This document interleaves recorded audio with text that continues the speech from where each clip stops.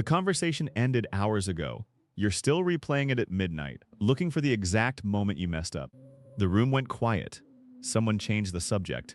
And now you can't stop reconstructing every single word you said. Here's what's actually happening in your brain when you do that, and why it's probably lying to you. This pattern has a name. It's called post-event rumination, and once you understand the mechanism, the replay stops feeling like evidence. Picture this. You're in a work meeting. You make a comment. A second of silence follows. Someone moves the conversation forward. On the surface, nothing happened, but your brain logged that silence, filed it, flagged it as unresolved. By midnight, you've reconstructed the moment at least a dozen times, each version slightly worse than the last. So why does the brain do this? Why does it keep running the same scene on repeat even when you desperately want to stop? One useful way to think about it: your brain treats unresolved social events as open loops. An open loop is any situation your brain hasn't classified as safe and finished. Socially ambiguous moments, like an awkward silence, tend to stay open. The brain keeps returning to open loops in the background, trying to resolve them. That's not a character flaw, that's a survival mechanism doing its job. But here's the strange part. The replay doesn't run on neutral. It runs on a negativity filter. When your brain replays a social event, it tends to amplify threatening details. The silence, the shifted gaze, the changed subject. At the same time, it erases neutral and positive signals. The person who nodded, the one who laughed, the moment that actually went fine. Research suggests that people with high social anxiety recall more negative information about their own performance than what actually occurred, even when they received positive feedback. So the mental replay feels like an honest review. But it's not. It's a threat detection routine running on a loop, and it has a built-in bias toward the worst possible reading. Think about the last time you told a joke and got 2 seconds of silence before the laugh. In the moment, it felt like failure. But what did the other person actually experience? Probably a normal processing delay. Your brain read the silence as social rejection. Their brain was just catching up with the punchline. This is where something called the spotlight effect comes in. A useful mental model, not a clinical diagnosis, just a practical label for something real. The spotlight effect is the tendency to overestimate how much other people notice and remember your mistakes. You feel like a spotlight is on you, tracking every awkward word. But most people are too focused on their own performance to track yours in detail. And there's a data point that makes this even more concrete. Research published in Psychological Science found that after conversations, people systematically underestimate how much they were liked by the other person.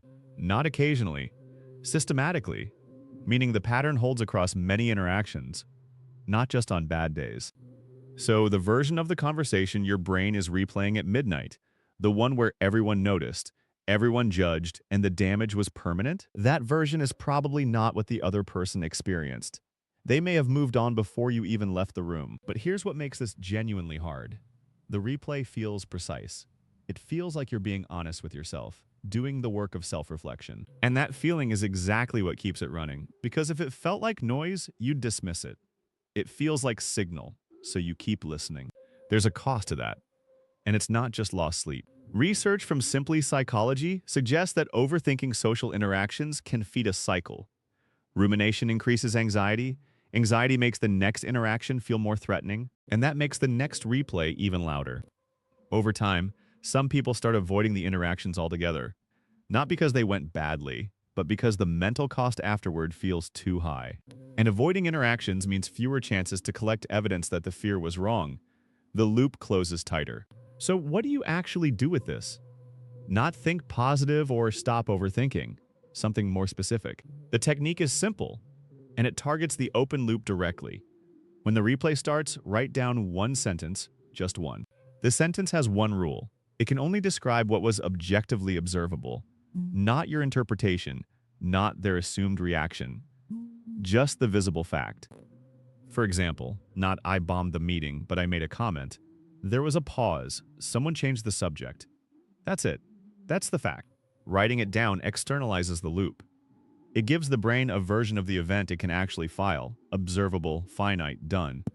Then close the notebook. Take 60 seconds of slow exhale breathing. You're not solving the situation. You're signaling to your nervous system that the threat loop can close. Will this work every time? No. Some nights the loop will still run. That's not failure, that's a signal the event carried more emotional weight. And context matters. One conversation is data, not a verdict. A pattern across many interactions is worth more attention. Social signals are clues, not proof. A pause is a pause. It can mean many different things depending on the person, the room, and what came before. The goal isn't to convince yourself every conversation went perfectly. The goal is to stop treating the distorted replay as the final verdict. Because when you stop carrying the distorted verdict of the last conversation into the next one, something shifts. You walk in with a little more attention available, less of it spent monitoring the ghost of an interaction that already ended. The replay at 1 a.m. was a story your brain constructed. The actual meeting happened hours ago, and most people in that room have already moved on. If this makes something click, subscribe. There's more on how the brain handles social situations in a way that's actually useful to know.